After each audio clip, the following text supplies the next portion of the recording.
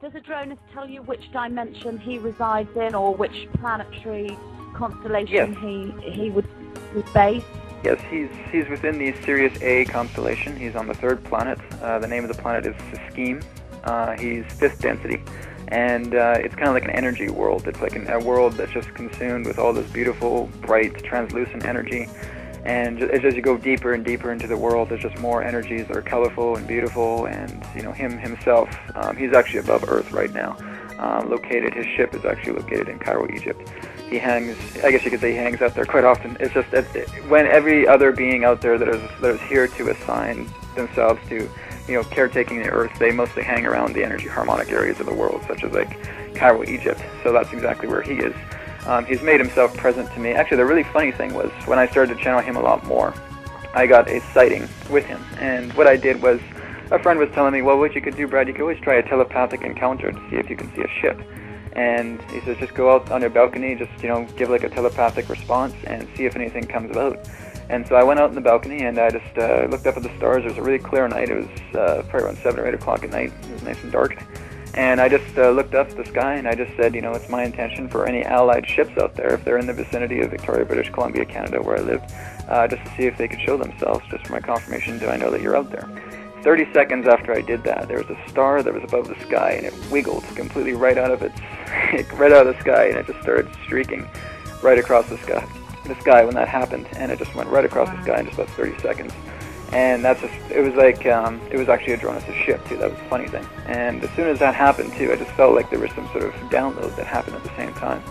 And I think that's what just kind of broadened and strengthened my connection with Adronis that better. But what I recently discovered was that the name Adronis itself is my soul name. So the entity that's with me 300 years in the future used that soul name, because I asked him a couple of months ago, I said, well, what is the purpose of the Adronis name? Why are you calling yourself Adronis? Why is that? And what the reply I got was, well, Brad, this is a name that's going to have some deep significance for you. You're going to find out in the near future exactly what it means. And just recently, I just discovered that, I was actually just sitting at a pizza shop having pizza.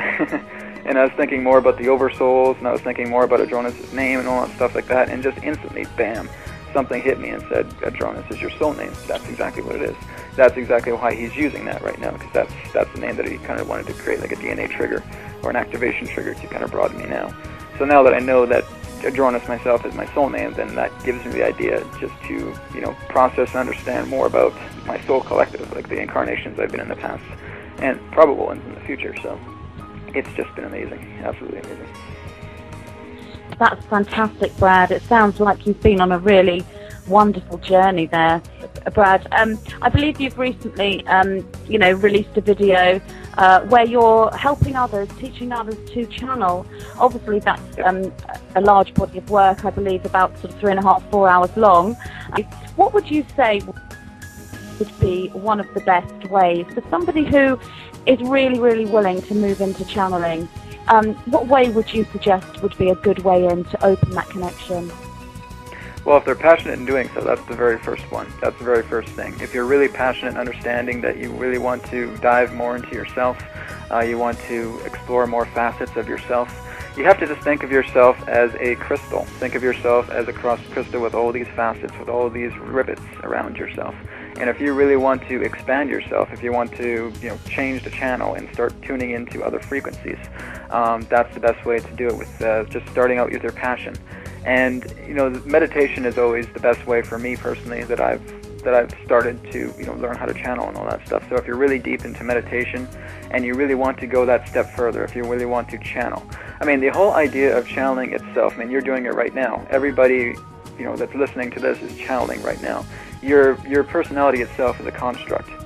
So everything that you're doing right now, your personality, your attitude, how you behave to certain situations, how you behave to certain circumstances, what you decide to manifest in your life itself, is all a form of channeling. You're channeling your persona from what you've been grown up with since a child now to adulthood. So everybody right now is channeling. When an actor becomes the part, when a gardener really gets lost in their work, when a painter starts painting all of their most wonderful performances of art, when a musician gets lost in their music, those are all forms of channeling.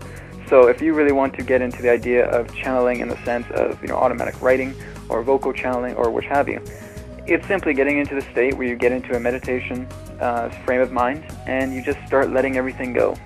The more you get out of your ego way, the more you have the energy come in. It's a matter of trusting the energy. It's a matter of just bringing that energy in and just knowing it's a positive, wonderful energy, because that energy is you. You know, whether it's channeling your higher self, whether it's channeling your spirit guides, whether it's channeling other multidimensional cells within your oversoul, whichever you like to do. I mean, it's all there. It's just, you have to trust it. You have to get out of your own ego way. You just have to understand that everything that you're connecting to is a part of you. Let that energy come through and just let it all go. The best way to do it is just relax yourself. Find meditations that really, really relax yourself with the intention of going to the place to where you want to bring in your channeling. The best way I suggest is just like anybody who wants to start channeling your higher self. That's the best way to start off. Just get yourself completely relaxed. I even have higher self meditations on Adronis.org. You can just go in there, the free meditations, just download it, and you can take a look. That can help you as a guide.